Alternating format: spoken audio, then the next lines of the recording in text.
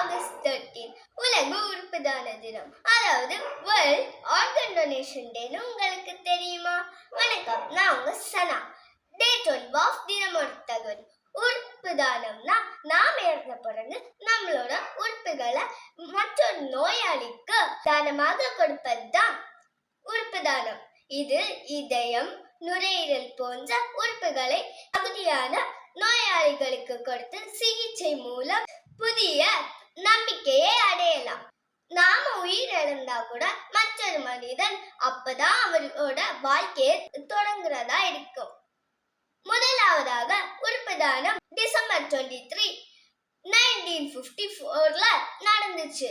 அமெரிக்காவோட fashion Ronald Herrick தன்னோட twin brother Richard ஹெரிக்கு தன்னோட ஒரு கிட்னியை கொடுத்தாரு.